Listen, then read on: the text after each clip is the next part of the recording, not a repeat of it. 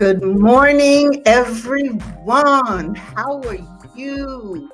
How is it going this beautiful morning, wherever you are? Good morning, Dr. Pierre. How are you? How is it there in Texas? How's everyone? Oh, I just see folks just coming on in. Hello there. Welcome. Please let me know where you are coming in from. It's so good to see you on this beautiful, beautiful day. I'm just really enjoying it. It's a great start. Where are you from? We're going to have some good conversation today about networking and making those connections. And everybody talks about networking. So please join the conversation, make your comments. Love to hear from you. If you've got questions, please put them in the chat. Say hello to everyone. Let us know where you're from. Come on in there. And we want to get started this morning. Welcome, welcome. So, have you been networking for years, but now wonder if a career transition or a new start in life or a major life change means it's time for a new strategy? If you're a high achieving woman who's between your 40s and 60s, today's session is your ticket to reinventing how you build and maintain professional connections. So now you might say to me, well, Dr. Geneva, why should I care about this topic? I've been networking for years. Well, here's why. Networking is not just a check the box activity, especially for high achievers. Whether you're climbing the career ladder or transitioning roles or branching into new sectors or new industries, the right connections can be a game changer. However, if you're making the common mistakes that we're going to talk about today, you're really leaving both money and opportunities on the table. And that's something don't want to do, particularly as you're perhaps stepping into a new career or thinking about even writing that book that you've been talking about for a while. So you don't want to leave those opportunities and money at the door or on the table. I'm Dr. Geneva. For those of you who I haven't met, please remember to say hello and where you're from uh, in the chat. And I've used networking to raise over $100 million and build more than 50 public-private partnerships during my career. And the money that was raised was for business and community causes. And these partnerships were around a host of different initiatives and ideas. And I used networking to be successful in doing that. So today, I don't want to just point out the pitfalls. I want to hand you the playbook on what actually works. So this isn't now about swapping business cards. We're beyond that. This is about building meaningful relationships that can lead you and had led me to multi-million dollar collaborations and long-term impact. So if you're a high achieving woman who's in the midlife of your career, I bet, well, let's just take a little poll here, see if I'm right. I bet you're not looking just for the next job. You perhaps may be also thinking about your legacy, your impact, and maybe even that career change to something totally new and different. Like I went from the nonprofit world, being in that world for over 40 years to becoming a businesswoman, an entrepreneur, completely different. How many of you are looking for networking, not just for the next job, but perhaps for something else? Put yes in the comments if, there may be some other things that you want to boost your networking strategy for. And again, I want to say good morning. Good morning to everyone who is here and saying hello to Texas in the house. I keep saying Texas and Shanae, how are you this morning? Now, listen, let me tell you, that's my girl. You want to talk about if you ever want to do your thing on LinkedIn like you ain't never done before, you need to hook up with Shanae. And you can go to put in free LinkedIn challenge into Google. She pops up on the first page. She's the bomb, y'all. I want to say hello to her. And Angela, how are you from MA? Now, that's Massachusetts. MA, Massachusetts. When they change the initials on some of these states, I'm not sure that I knew always. Denver in the house, in the house, in the house. Yes, and Shankar, how are you this morning? From Amsterdam. You see, we just be doing some international stuff. And so Angela says, yes, that she too and others are looking for this whole networking thing, not just a job. And so we don't want to today just talk about problem solving. I don't look at it just as problem solving, but really helping set you up for your future.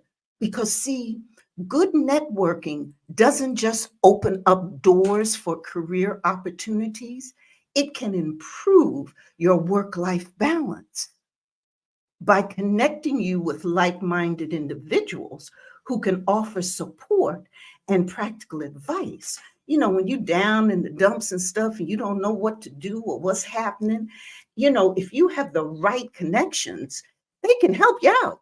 That support and practical advice.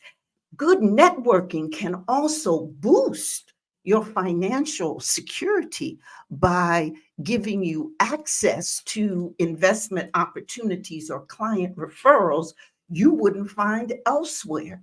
Plus, a solid connections and network can enrich your life by bringing in mentors and folk who turn out to be friends and collaborators who align with your personal and professional goals. So, see, I'm not just talking about networking, it's about making connections that can help in your work, in your life, and in all those and during those important life transitions.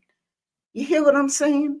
I'm not just talking about networking, but about building a life you love through strategic connections.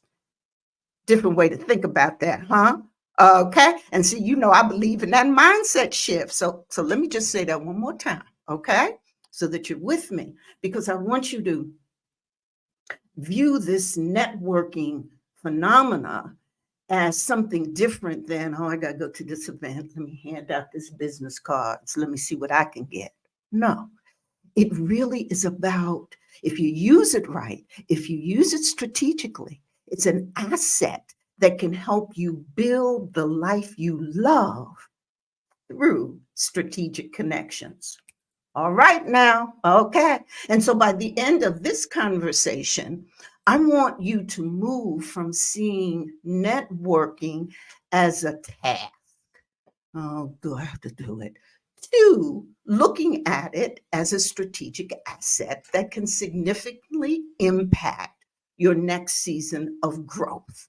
Okay, so we're going to jump into these mistakes, but I am going to say hello. Oh, yes. So Bernadette, you're out there branding yourself now and going, that's right. Trying to prioritize, but I'm going to talk about that. Yes, indeed. That's a good one there. Doreen, how are you? Oh, good to see you. Very good to see you. And from Spain's in the house, let me tell you, we got an international collaboration going on here. My favorite coming in from Spain. How you doing, Sean? So good to see you. And Angela says she has a lot of ideas, just having trouble executing. Well, I'm going to help you with that. Just stay tuned. Stay till the end, okay? Because we definitely going to get into all of that. And here's someone here from Detroit, from the D. So have I said hello to everyone? I want to make sure that I have.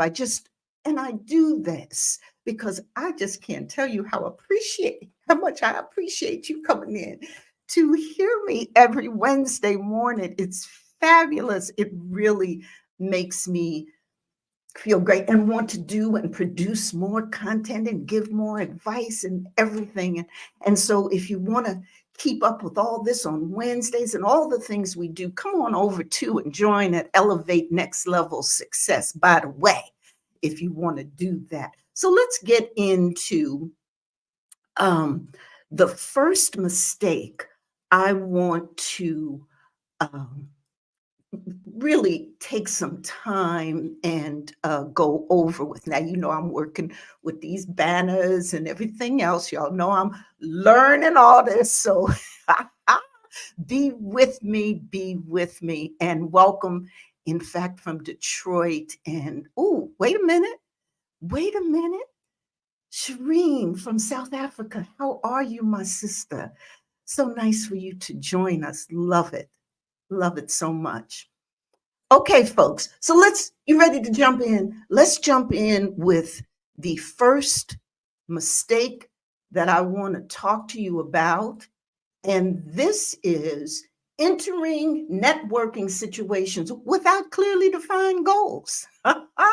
Now, we've all been there. You RSVP to an event with some vague notion of making connections, but you leave without meeting anyone, or certainly no potential clients, mentors, or collaborators. So, why doesn't this work? Well, if you enter an event or go to an event without some defined goals or objectives, it's inefficient.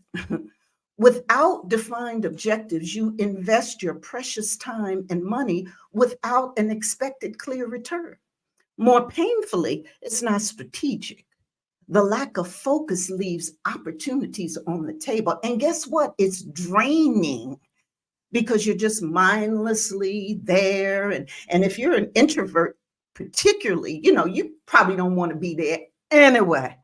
And it could be very draining. How many of you have ever felt drained during and after a networking event? Put a thumbs up if you have, thumbs up or down. If you've gone to a networking event and every networking event you've been at just really turns you on, great. But if you've ever felt drained after a networking event, let's see where people are on that. Put a thumbs up. But also going in without some clear objectives, frankly, it's too self-centered. Because aimless networking makes it appear you're only there for yourself, off-putting to others. Ouch. The fix is simple: planning, intention, and follow through. Before attending, think in your head. Might want to think in your head, but you might want to jot down some notes or what have you. But you want to think about your specific outcomes you want to get. Is it a certain person you want to meet? Is it several people that you want to see to share what you've been doing? Is it a particular program that you want to let people know about? Or do you want to go and just have fun? Whatever it is, the point is you need to think about it. Is your goal meeting influencers in a new sector or seeking expertise to fill knowledge gaps or mentors or finding partners for initiative? Whatever it is, thinking about it beforehand, define them can keep your conversations productive and focused. You hear what I'm saying? And so you want to also execute your follow up because that helps you strategically and it furthers the conversations that you had at the event. And so you want to send recaps, send a note, email. It was great talking to you about such and such and such, and recap the conversation, or schedule one on ones, or connect on platforms like LinkedIn. But again, it's important to plan, be intentional, and follow up. Those three things give you this strategic advantage when you network. And so these things transform passing conversations into enduring, mutually beneficial relationships. So you understand the takeaway on this, and that is that intentionality and strategy prevent you from wasting time and leaving empty-handed. And targeted networking aligned with clear goals exposes more opportunities and bears more fruit. So let's see what y'all think about that. Do we have folk who've experienced this when you're particularly strategic, or is this and you go in there with some clear intention, or do you think this might be a new um, uh, a new strategy that you might try? And so, welcome, Dr. Powell. Yes, yes. Welcome to you. It's so good to see you as well. It's interesting when you go and you give different pitches and you have some intention in mind rather than aimlessly. And listen, I tell you, and I tell the women that I work with who are interested in improving their game, their networking game, boosting it up, taking it. They've been doing it for years, but they want to improve it. I tell them all the time, if you can't think of anything specific you want to get out of an event, either don't go, or two, have an objective to just have fun. Okay, we can do that because as high achieving women, sometimes we find it difficult to do those things to have fun. All right, so let's look at so that's mistake number one. Mistake number two that I see so many high achievers make is that they ignore the give and take rule. Now, we've all been there. You attend an event intending to connect for your own gain without considering what you can offer in return.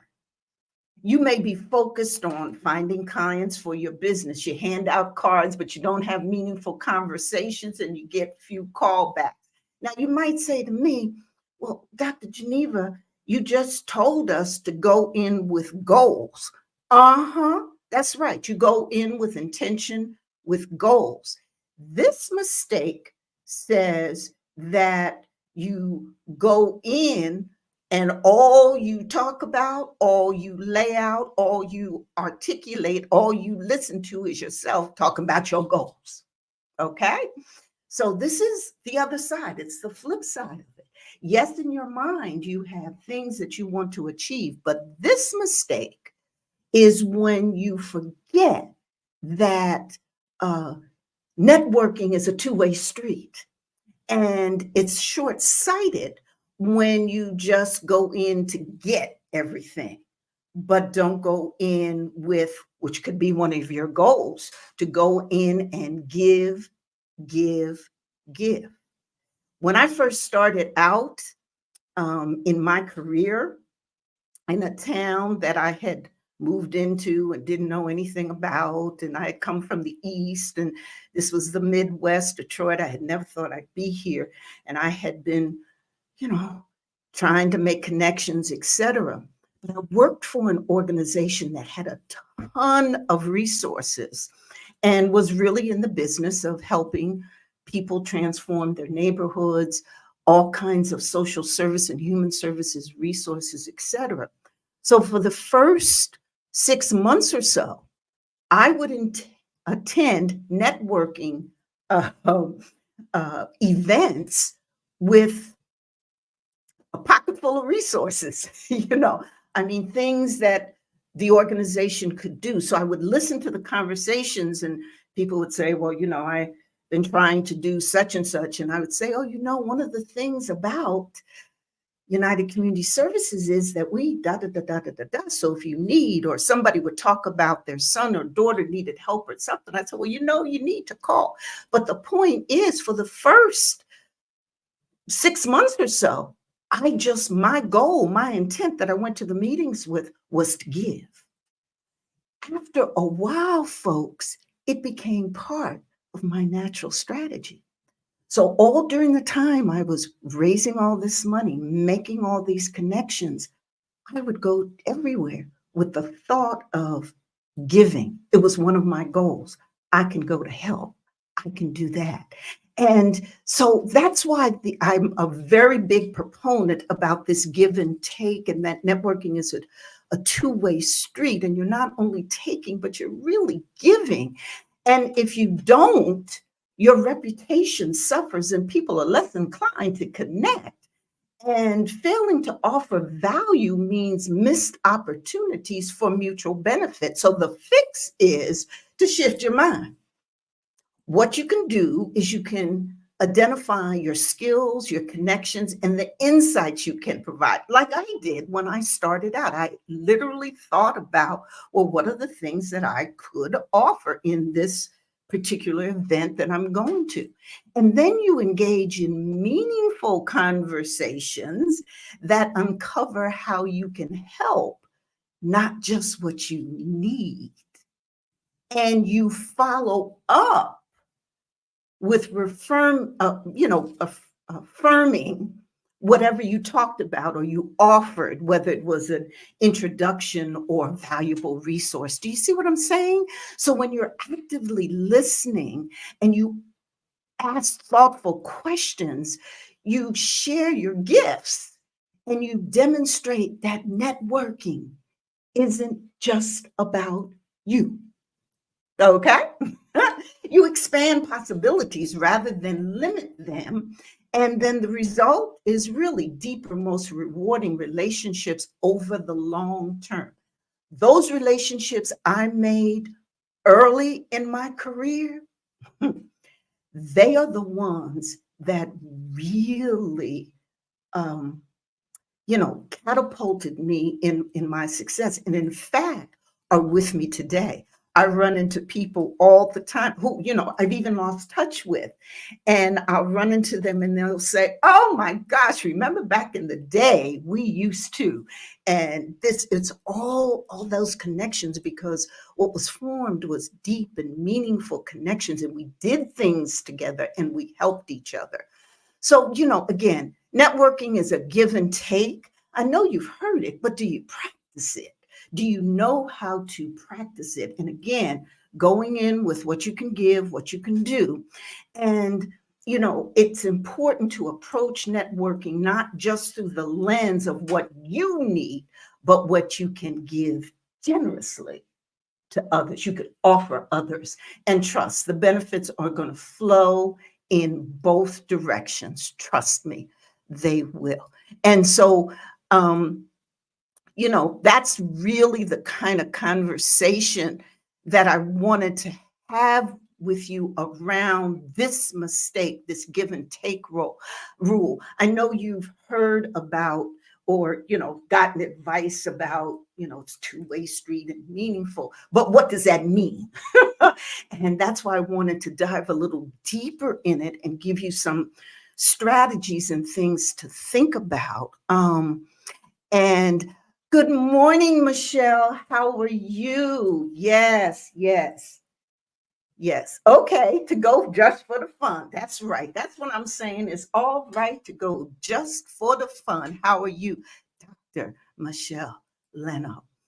Uh, so, any other comments that you might have on ignoring the give and take rule, or questions that you might have, um, uh, that you might come across? Uh, Please put them in the chat. Okay. Ooh, my favorite person. How you doing, Bernadette? Let's see. Question. Okay. Sometimes people view you as who does she think she is kind of thing, or when you do events, it's that give and take. Have you experienced that before? Even with the person you're trying to, for an example, an Oprah figure, what I do then is place myself in a David Goliath mentality. Okay, so I think the question, Bernadette, is what do you do? You get reactions from people who see you as, who she thinks she is, she all that. Well, let me just say a couple things. We're going to move on. I promise to our mistakes, but just let me say a couple things on that. Well, first of all, you are all that. Okay, so let's be clear on that. You are all that. You are a queen. You carry yourself with confidence. You've got the skills, you've got the wisdom, and you can be, as well as being all that, you can give all that too. Those things are not mutually exclusive. So, for those of us who experience that, from maybe haters, but be all right. Because sometimes it ain't from haters. Sometimes it's from people who are close to us, or family and friends, wondering who we think we are. Sometimes when we step out there and do things, it's okay. That's in their head, okay? Not yours. But remember, whenever you get that, who does she think she is? You say, I think I'm all that. And so are you. Okay. So, and then the other part of that is how that gets mixed in with your networking and branding. Well, listen, you got to ask yourself, are you in the network and branding for someone else, or are you in it for you? So using these strategies, finding the ways to do things, looking at these mistakes, okay, is something that you want to continue to do. Why? Because you want to be the best that you can be. You want to bring value. You want to give impact. So to do it, that's why you're here today, to learn some of these strategies. So we got to keep on going, lifelong learning. Don't get me started on this. Maybe I'll do a video on that, something like, what do you do when they think you all that? How's that title? Okay, so here's the third mistake. I love y'all. Here's the third mistake. Now, this one is one that I believe highly in. And, that is the mistake that high achievers often make, is that they network up, but not down or sideways. It's easy to focus your networking energy on those so-called above you, the leaders, the executives, the celebrities in your industry.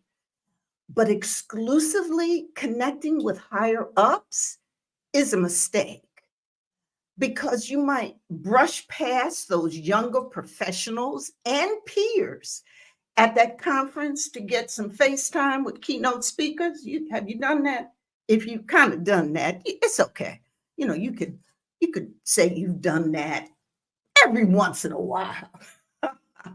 But let me tell you, in doing so, you limited your opportunities, as you move through the crowd. And I have seen many high achievers do this. They move through the crowd. You see, almost like pushing aside, move through the crowd, get up there, get in that picture, take that selfie with that celebrity or the celebrity in the industry on the person who's known. And in that brushing by, they go by a lot of folk who can help you, a lot of opportunities, because you see, networking is not just about meeting impressive people.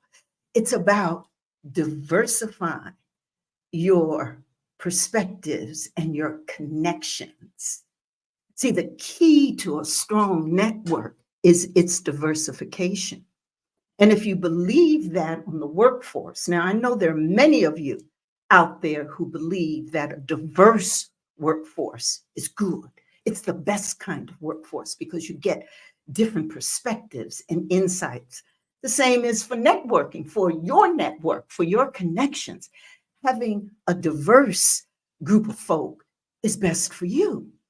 Um, and it's interesting because so many of those junior executives or folk who perhaps aren't at your hierarchical level, oftentimes they be gatekeepers to the celebrities and the people you really want to get to. And so forming those relationships. And what about your peers who also offer unique value? They could become your partners or your clients or your collaborators someday. But if you only see networking upwards, you know, you appear opportunistic too. That's the other piece about it that, oh, she's always, trying to get up there with the top person. She don't care about anybody else. She's just opportunistic. Okay. Now you do hear that. I know we all hear that. Well, the fix, expand your scope. Recognize everyone has something to offer, regardless of position. Listen actively and show genuine interest in them as individuals. You want to consider the long term gains, not just immediate benefits. Meet people at all levels and enjoy the conversation and be curious about what they're into. Diverse networks provide greater and fuller opportunities and insights. They're oftentimes unexpected gems in plain sight, and you brush past it. Learn to speak to everyone. I know when I go to a networking event, I'll be speaking to everyone. When you come in, there's always a registration table. I'll be saying hello and how are you to everyone at that registration table. What you doing? How you doing? Except some people I might recognize, some I don't. But I have strike up a conversation. Now I'm not there all night, but I do strike up a conversation because it's, first of all, I think it's the polite thing to do. Okay. But also because you're meeting new people. But let me tell you, twice I found talent to work for me who were behind the registration table. Because I noticed one individual in particular, as people would come up to her, how she would just bubbly and went the extra mile to help them, et cetera, et cetera. And if any of you are employers and look for people to hire, that attitude, that helping, you can't teach that. That comes naturally. And so if you're an employer like I am, I'm always on the hunt for good talent. So again, you never know what's going to be there. That's why I do it all. Avoid the short-sightedness of only networking up. The breadth of your connections really determines the breadth of the possibilities for you and to you. And then mistake number 4 that I want to talk about. Let me jump over to the comments and see um, how we're going. And yes, we've gotten folk who are here. Hey, Sharon, how are you? Welcome, welcome, welcome. I hope I've said good morning to everyone who is here. It's so good to see you. And I want you to know that this conversation is really part of a larger conversation as you think about where you're going in 2024. You got your game plan ready? Because all these things, better strategic connections, a better work balance, more self confidence, uh, greater self care options, all of these things can happen when you develop an action plan or a game plan.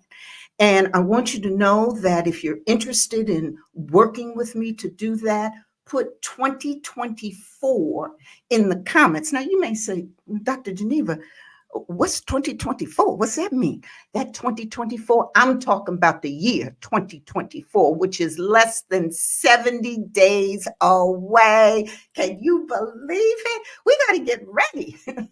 We got to do more than just resolutions because, resolutions is what you say you plan you're going to do, but they ain't got no action steps, no goals to resolutions. We've got to put together a game plan, an action plan to get you everything that you want to get your best life. So if you're interested,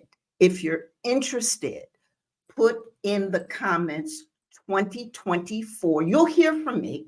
I'll ask you to schedule a call for me. We'll talk about it. I'll let you know exactly what it is that I'm talking about and what I'm offering to you and what the benefits are to you. And we'll go through that, make sure that your goals, I understand your goals, we're aligned in the next steps.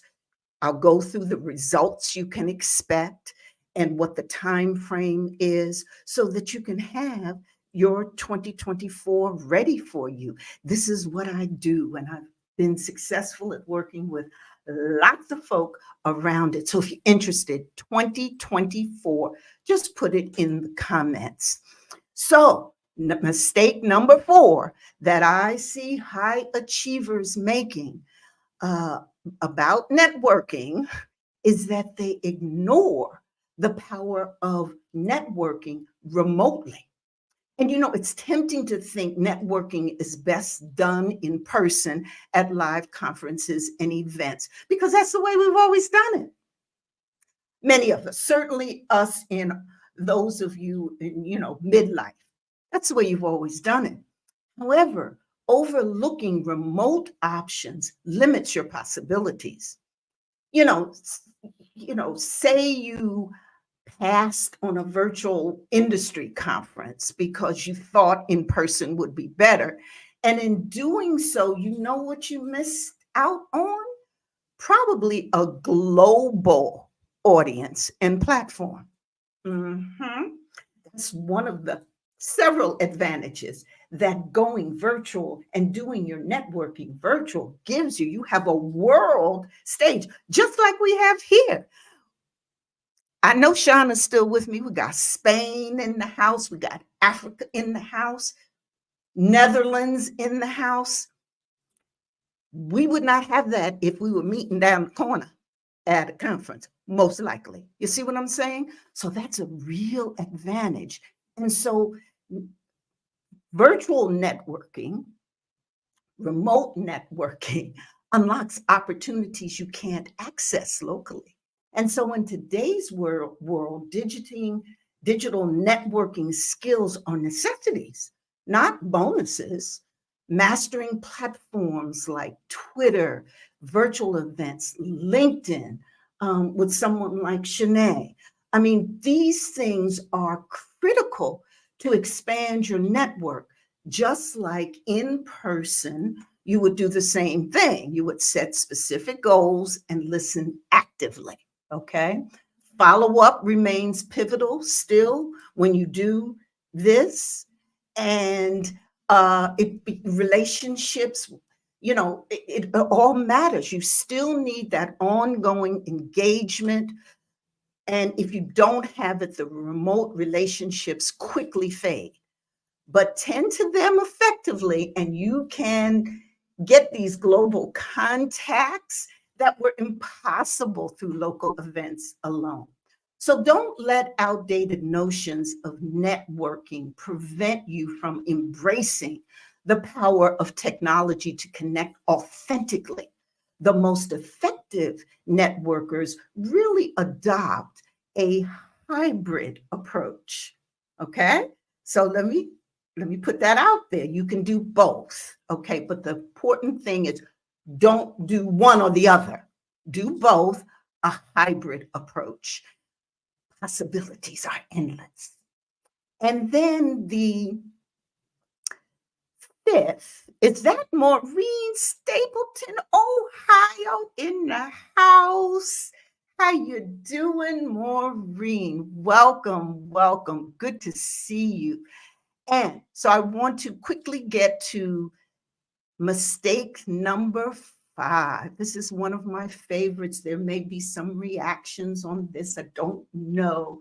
But this one where high achievers fail to balance professionalism and authenticity. You know, when you're sitting at that executive round table, you're stuck firmly to business topics, avoiding humor or personal tidbits. Now, while professional, perhaps the conversations lack depth, meaning they're just transactional, and perhaps you aren't interesting. We've all faced this. How do you balance being professional with authentic connection? Lean too far either way, and relationships suffer. Too formal seems cold. Oversharing appears unprofessional. And so finding the sweet spot, that's what we're talking about. The sweet spot requires self-awareness and being actively calibrating, having that emotional intelligence to know when and where. So you want to consider the context and the people involved. So you can share a relevant story or laugh, but with mindfulness of boundaries. You listen closely to conversations to gauge the appropriate blend. Professionalism and authenticity actually complement each other when skillfully balanced. They really do, because authenticity is really about self-awareness and transparency to yourself. And then that's when you're being who you are. Okay. And so that's really what it is. And then, of course, being professional is having the skills and the expertise and the know-how to do a particular job or relate in a particular industry. And really, they can complement each other. And it's important because when you do balance them and they complement each other, the result are relationships, multifaceted relationships based upon trust and respect, not just transactions, because you're being real deal. I remember my really first mentor, who was the head of the United Way organization that I came into, whereas I've shared with many of you, you all know the story. There was no one in the organization that looked like me. I was brought in because of that reason. The organization needed to diversify, though diversification wasn't the word we were using back then. But the head of the organization, was a master at balancing who he was, which was a genuine, caring, funny individual, with heading up one of the most powerful organizations in the country and raising tons and tons of money and starting lots of new agencies. And he had this unique way of that balance. And one of the things that he would do that I later picked up on was he would, in a meeting, before the meeting really gets started, he would do some incredible chit chat. I mean, but he would remember about people's families and how's your mom doing and how's that golf game. And he would engage before the meeting in conversations with people on very genuine levels. And then as soon as that meeting started, boom, he he did it. He worked that professionalism. He worked that impact, etc. My point is that professionalism and authenticity are not mutually exclusive. And if you learn that sweet spot and that balance, uh, you'll be able to create powerful and meaningful relationships. And the takeaway is that the two can complement each other and look for that sweet spot. So, those are the um, five uh, mistakes that I often have seen high achievers make. And I wanted to bring them to you. And so let's quickly review what we uncovered today. We zeroed in on the networking mistakes that even the pros make, mistakes that can keep you stuck. But now you've got some strategies and a playbook on what works. And let's not forget, it's more than just about business cards, but really meaningful connections. And you're an accomplished one. You've got skills, wisdom, a lot to give. So let's make sure your network does more than take up space in and on your phone or on your Rolodex. Now, I know I'm showing my age when I talk about Rolodex, but I know that some of you out there who know what I'm talking about when I say Rolodex. Let's make it work for you. Amplify your career and your entire life. Think abundance, not scarcity. Every person you meet is a chance to both give and get value. And don't be afraid to be real. Authenticity has its own value. You've spent years, even decades, building your network, and I know you have.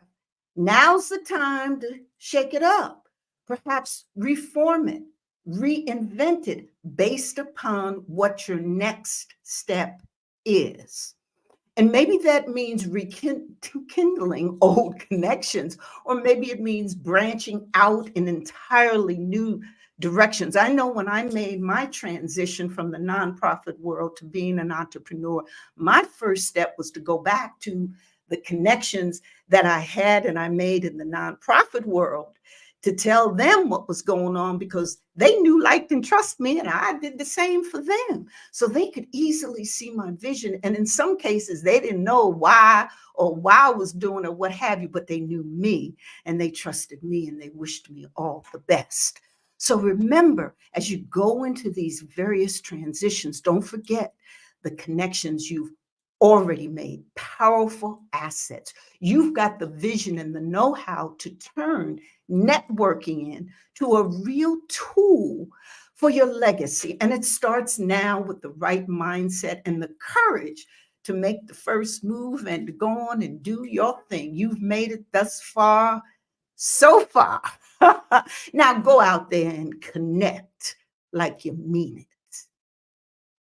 Well, that concludes my comments for today. I just want to let all of you know who have joined how much I appreciated you.